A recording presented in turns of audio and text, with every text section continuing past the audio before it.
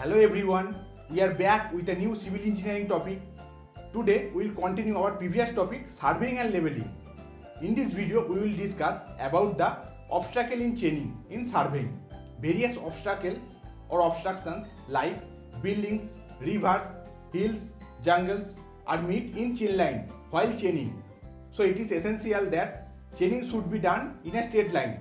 So some special methods are employed to measuring the distance across the obstructions. Before entering today's topic, I want to tell something that if you are new in my channel and you don't study our previous videos, so please click the I button or go to my description box. I will give the link of my previous videos. So this is Tanmay Ghosh and you are watching my channel TG Study. So let's start today's topic.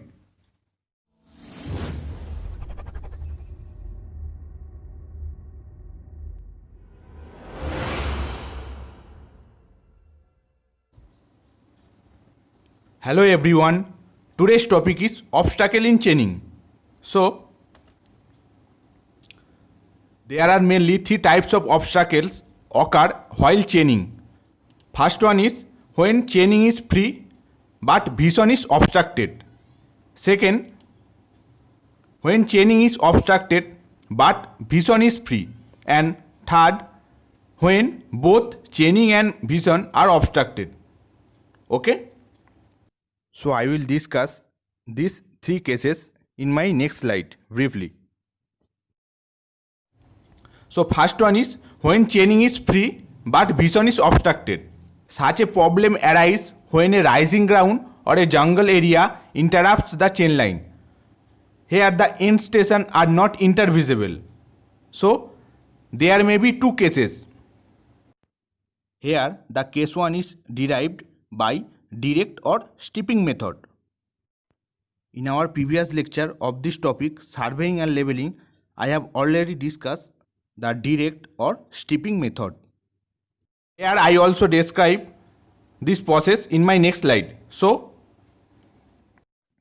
Direct chaining method এটা তোমাদের বাংলায় একটু explain করি। দেখো আমরা এখানে দেখতে পাচ্ছি এ বি একটা স্লোপিং গ্রাউন্ড। এবার এ থেকে বি পয়েন্ট কিভাবে মেজার করব। তোমরা আগের স্লাইডেই জানলে কাকে লিডার বলে কাকে ফলোয়ার বলে।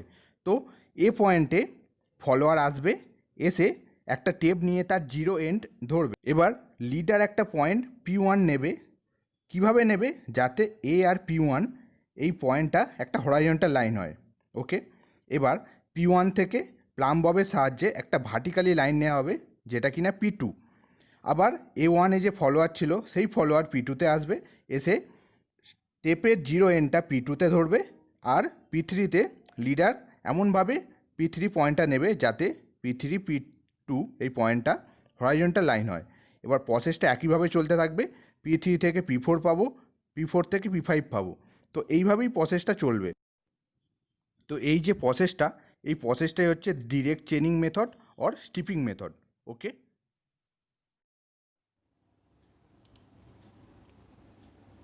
next case 2. The end stations may be not visible from intermediate points when a jungle area comes across the chain line. In this case, the obstacle may be crossed over using a random line.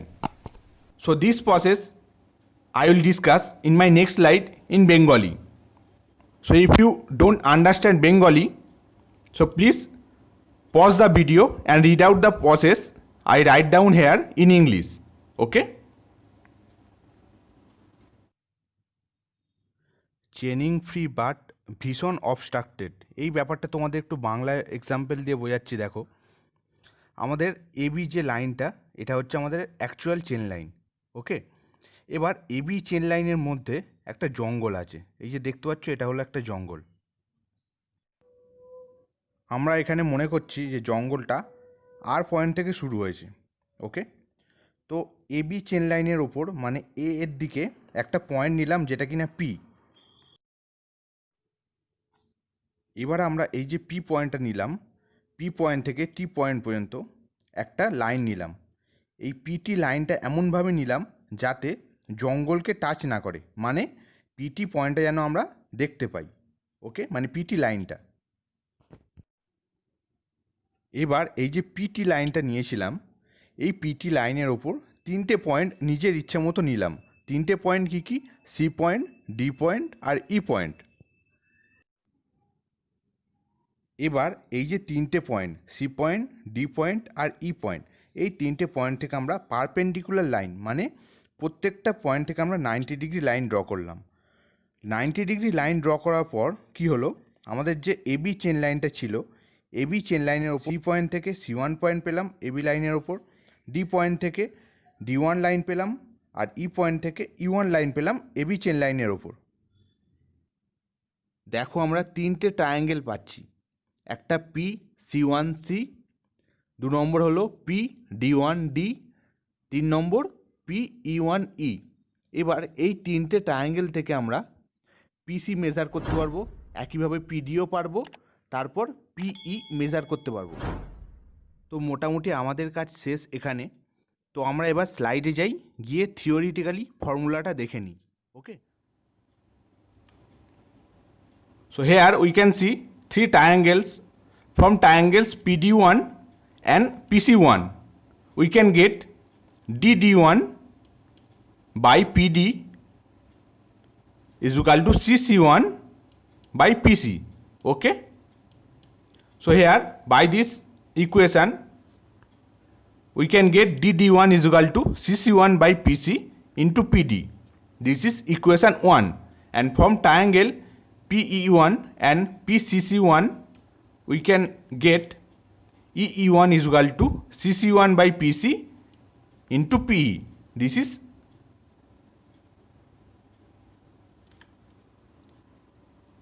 so by these two equations we can easily find out the distance PE1. Okay, this distance. So the distance PE1 is equal to root over of PE square plus EE1 square. Okay,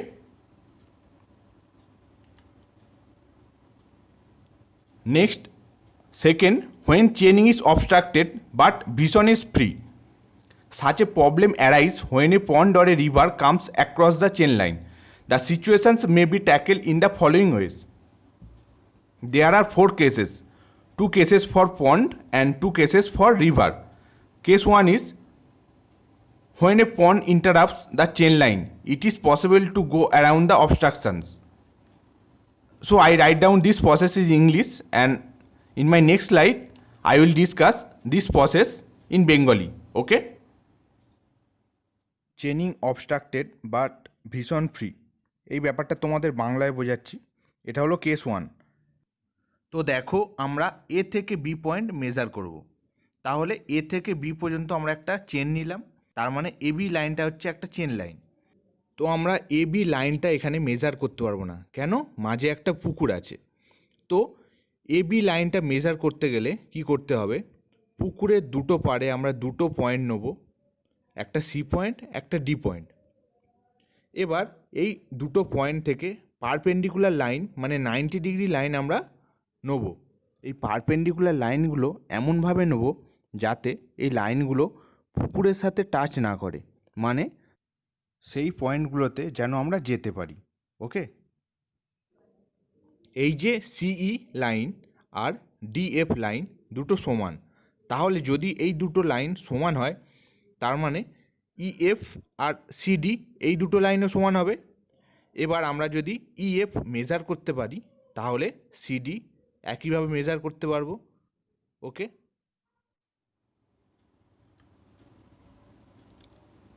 so case 2, the pond may also be crossed by forming a triangle.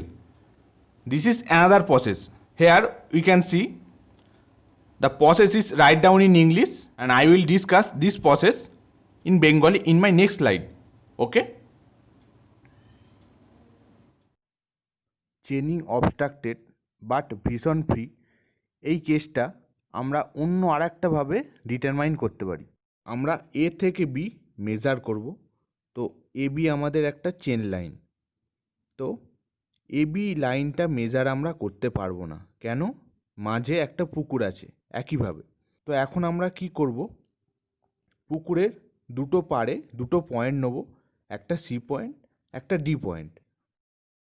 তো C point থেকে একটা perpendicular line মানে 90 degree line আমরা draw করব, যেটা কিনা C পয়েন্টটা ই পয়েন্টে মিট করবে। তো এই ই পয়েন্টটা এমনভাবে নেব যাতে পুকুরে টাচ না করে, মানে ওই পয়েন্টে আমরা যেতে পারি। এবার এই যে ই পয়েন্টটা পেলাম, ই পয়েন্ট থেকে আমরা ডি পয়েন্ট যোগ করব, তাহলে আমরা সিই মেজার করতে পারবো। একইভাবে ইডি সেটাও মেজার করতে পারবো। এবার এই দুটো মেজার করতে পারলে আমরা সিডি মেজার করতে পারবো। চলো এবার স্লাইডে দেখো।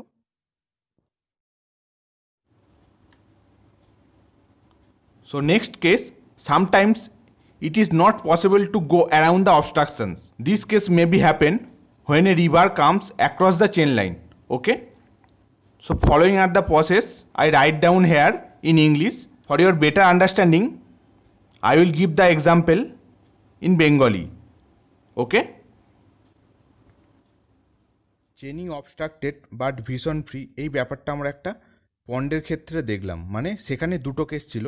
এবার আমরা chaining obstructed but vision free এই ব্যাপারটা একটা রিভারের জন্য দেখব। এখানেও আমাদের দুটো কেস আছে।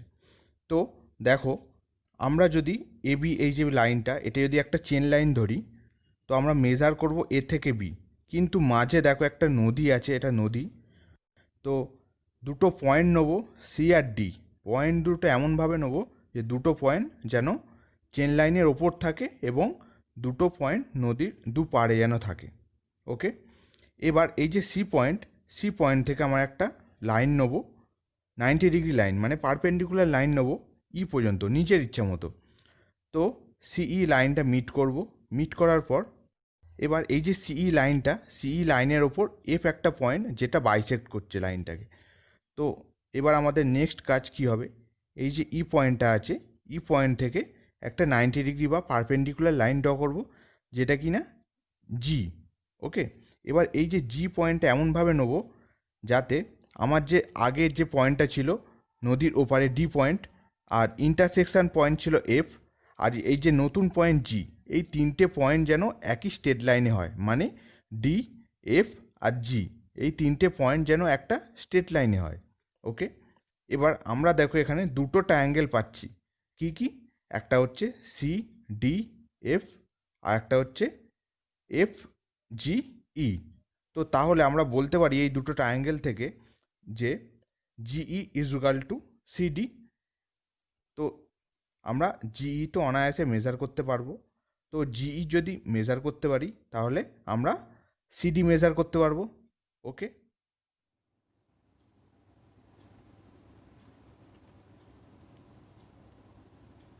So next, case 2. This condition is occur when the large river interrupts the chain line. Okay.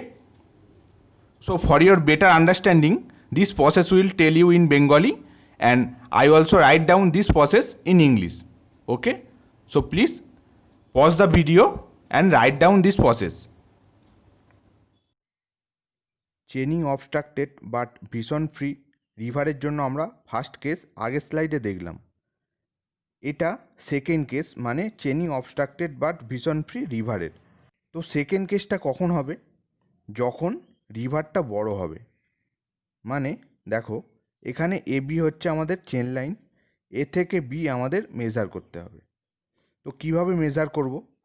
আমরা চেন লাইনের ওপর তিনটে পয়েন্ট নেব, সি পয়েন্ট, ডি পয়েন্ট আর ই পয়েন্ট। ওকে, এবার এই যে তিনটে পয়েন্ট, এর মধ্যে ডি পয়েন্ট আর ই পয়েন্ট এমনভাবে নেব যাতে এই দুটো পয়েন্ট নদীর দুপাড়ে থাকে।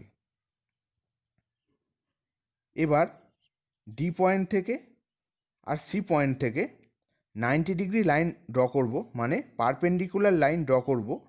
ডি পয়েন্ট থেকে আমরা এফ পয়েন্ট পাবো আর সি পয়েন্ট থেকে জি পয়েন্ট পাবো। ওকে, এবার ডিএফ আর সিজি এই দুটো লাইন আমরা জয়েন করব।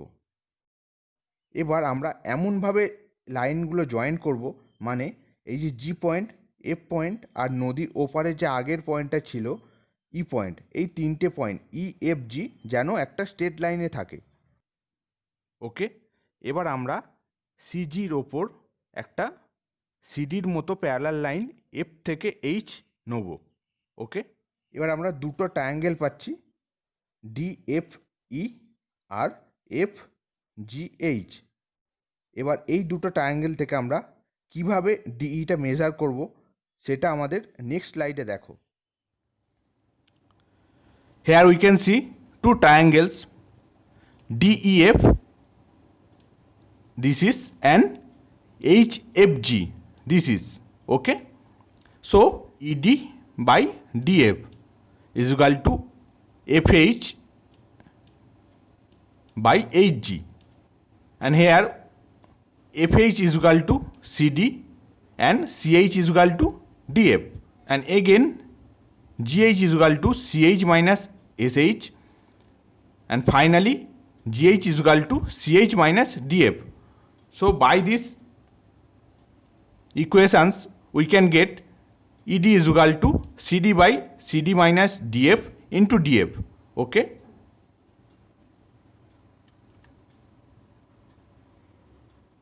and third case, when chaining and vision both are obstructed. Such a problem arises when a building comes across the chain line. It is solved in the following manner. So this is the process I write down here in English. If you don't know in Bengali, so please read out this process by pausing the video. So in my next slide I will give an example in Bengali. Okay. এবার আমরা obstacle in চেনিংয়ের 3 নম্বর কেসটা দেখব। তো 3 নম্বর কেসটা কি বলছে, chaining and vision both obstructed, মানে আমরা চেনও ফেলতে পারবো না প্লাস দেখতেও পাবো না। এই কন্ডিশানটা কখন আসে, যখন চেন লাইনের মধ্যে একটা বিল্ডিং চলে আসে। তো আমি তোমাদের এক্সাম্পল দিয়ে একটা বোঝাচ্ছি। দেখো, আমরা এ বি মেজার করব, তো এ থেকে বি আমাদের একটা চেন লাইন। ওকে, তো দেখো এ বি চেন লাইনের মধ্যে একটা বিল্ডিং আছে। দেখো এটা বিল্ডিং। তো আমি তাহলে কিভাবে মেজার করব, এ পয়েন্ট থেকে আর বিল্ডিং যেখানে শুরু হচ্ছে এই যে ডিস্টেন্স, এই ডিস্টেন্সের মধ্যে আমরা দুটো পয়েন্ট সিলেক্ট করব চেন লাইনের ওপর। তো এই চেন লাইনের ওপর এই যে পয়েন্ট দুটো নিলাম, সি পয়েন্ট আর ডি পয়েন্ট। এবার আমরা সি পয়েন্ট আর ডি পয়েন্ট থেকে 90 ডিগ্রি লাইন বা পারপেন্ডিকুলার লাইন আমরা ড্র করব। এবার সি পয়েন্ট আর ডি পয়েন্ট এই দুটো পয়েন্ট থেকে যে পারপেন্ডিকুলার লাইন ড্র করব সেটা যেন ইকুয়াল, মানে সমান হয় ডিস্টেন্সটা। তো সি থেকে C1 পয়েন্ট নেবো আর ডি থেকে D1 পয়েন্ট নেবো। এই যে দুটো পয়েন্ট C1 আর D1, এই দুটো পয়েন্ট এমনভাবে নেব যাতে এই দুটো পয়েন্টে আমরা যেতে পারি আর যেন কোনো অবস্টাকেল না থাকে। ওকে, তো C1 থেকে D1 জয়েন করব। এবার C1 থেকে D1 লাইনটা এক্সটেন্ড করব যতক্ষণ না বিল্ডিংটা শেষ না হয়। ওকে, এই যে লাইনটা এক্সটেন্ড করলাম, ওই লাইনের মধ্যে দুটো পয়েন্ট নেব, U1 আর F1। এই U1 আর F1 এই ডিস্টেন্সটা C1 আর D1 এই ডিস্টেন্সের সাথে যেন সমান থাকে। এবার U1 আর F1 থেকে 90 ডিগ্রি লাইন ড্র করব বা পারপেন্ডিকুলার লাইন ড্র করব এবি চেন লাইনের ওপর। এবার এই যে ই পয়েন্টটা এবি চেন লাইনের ওপর ই পয়েন্টে মিট করবে, আর F1 পয়েন্টটা এবি চেন লাইনের ওপর এফ পয়েন্টে মিট করবে। তো এবার আমরা এবি চেন লাইনের ওপর 4টে পয়েন্ট পেলাম, C point, D point, E point আর এফ পয়েন্ট। তো আমরা ইকুয়াল পারপেন্ডিকুলার ডিস্টেন্স নিয়েছিলাম, মানে C1 লাইন D1 লাইন সমান, একইভাবে E1 লাইন আর F1 লাইন এই 4টে লাইন সমান। যেহেতু এই 4টে লাইন সমান, তাহলে আমরা বলতে পারি CF যে ডিস্টেন্স, C1F যে ডিস্টেন্স এর সাথে সমান। ওকে, এবার আমরা ডিই কিভাবে মেজার করব, আমরা D1 E1 তো অনায়াসে মেজার করতে পারবো। তো তাহলে D1 E1 মেজার করলে ডিই পেয়ে যাব। তো এইভাবেই এই প্রসেসটা করা হয়। ওকে, So here we can see C1 is equal to D1 is equal to E1 is equal to F1. Okay, so for this equation we can say that D1 E1 is equal to DE. So by this method we can measure the distance DE. Okay.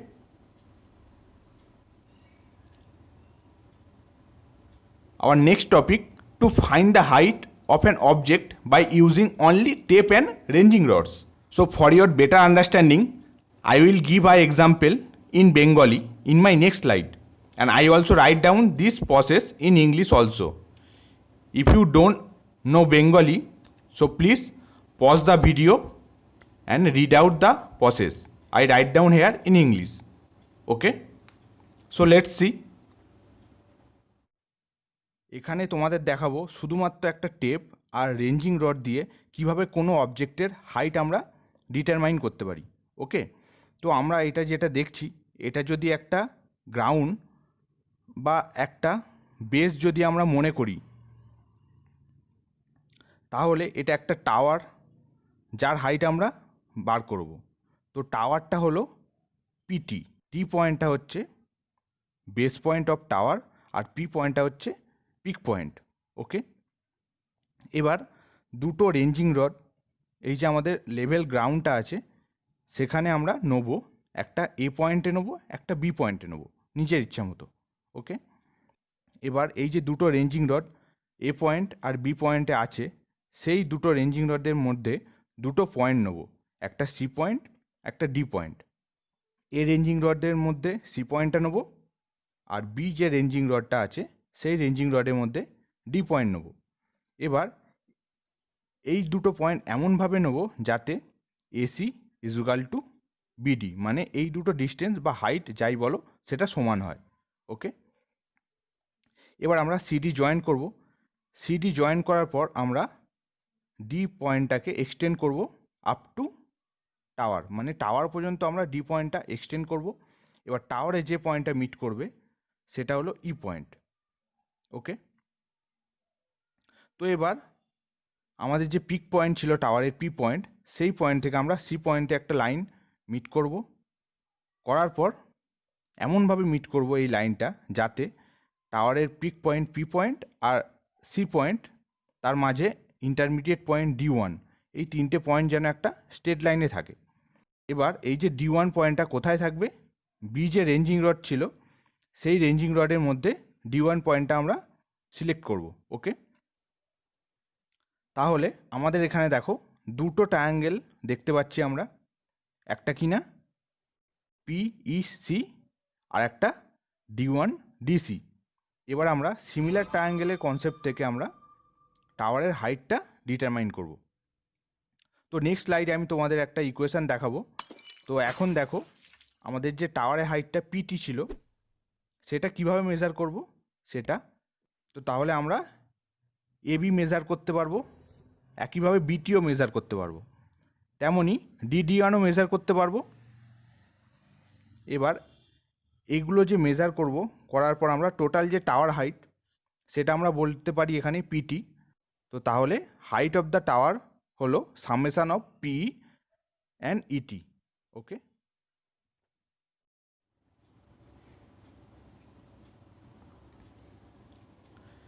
here we can see two triangles PEC and D1 DC. So PE by CE is equal to DD1 by CD. We can get by similar triangles method. So here CD is equal to AB and CE is equal to AT. Okay, so finally we can get PE is equal to DD1 by AB into AT. Okay, so this is the tower. So we can say that the height of the tower is equal to PE plus ET.